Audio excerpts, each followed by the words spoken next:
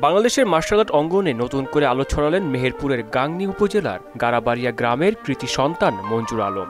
ঢাকার চীন-মৈত্রী সম্মেলন কেন্দ্রে অনুষ্ঠিত প্রথম ডাবল হর্স নকআউট আন্তর্জাতিক মুয়ে থাই চ্যাম্পিয়নশিপে ভারতের আজহার উদ্দিনকে পরাজিত করে তিনি টাইটেল বেল্ট জয়ের গৌরব অর্জন করেন।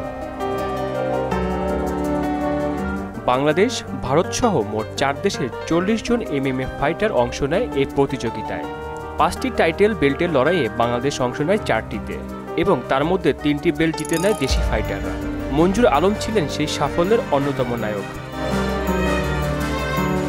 আমি একজন সাধারণ কৃষকের সন্তান, আর্থিক অবস্থাও ভালো না, কিন্তু মনোবল আর কঠোর পরিশ্রম আমাকে এখানে এনেছে। সরকারি পৃষ্ঠপোষকতা পেলে শুধু বিশ্ব চ্যাম্পিয়নই হব না, এই খেলাকে শহর থেকে গ্রাম পর্যন্ত ছড়িয়ে দিতে চাই। মার্শাল আর্টের জার্নিটা বা কমব্যাট স্পোর্টসের জার্নিটা বাংলাদেশে আসলে সহজ না, যেখানে এখানে কোনো সিকিউর ক্যারিয়ার নেই। এই কারণে হচ্ছে শুরু থেকে পারিবারিক বা সামাজিক কোনো রকম কোনো সাপোর্টই পাওয়া যায় না। তো আমাদের ক্ষেত্রে ব্যতিক্রম কোনো কিছু হয়নি, এটাই ছিল। তারপরে আমরা আমাদের মানসিক শক্তি দিয়ে এগিয়ে। মঞ্জুর আলমের এই জয় শুধু ব্যক্তিগত সাফল্য নয়, বরং বাংলাদেশের মার্শাল আর্ট অঙ্গনের জন্য বড় অর্জন। ছেলের এই বিজয়ে আমি গর্বিত। সবাই দোয়া করবেন যাতে সে বিশ্ব রেকর্ড করতে পারে। সরকার যদি আমার ছেলেকে যদি ভালো মতন একটু দেখে তাহলে আরো বড় আকারে অর্জন করতে পারে। মঞ্জুর ভাইয়ের অনুপ্রেরণায় আমি ওই খেলায় এসেছি।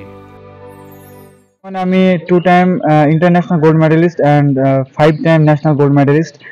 আসলে আমার শুরুটা হয়েছিল মঞ্জুর আলমের হাত ধরেই, যাকে দেখে আমি অনুপ্রাণিত হয়েছিলাম।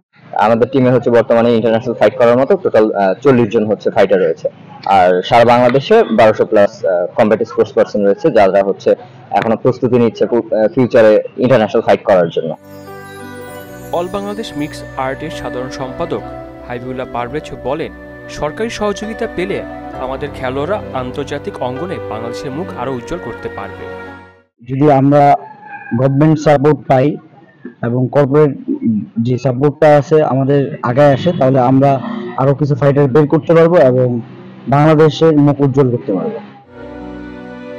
মঞ্জুর আলমের এই শিরোপা জয় মেহেরপুর সহ সারা দেশের তরুণের জন্য অনুপ্রেরণার উৎস হয়ে উঠেছে। আর সরকারি সহায়তা পেলে মার্শাল আর্টে বাংলাদেশকে বিশ্ব শ্রেষ্ঠ করার স্বপ্ন এখন আর দূরে নয়। আহসানুল হৃদয়, মোনা ডিজিটাল।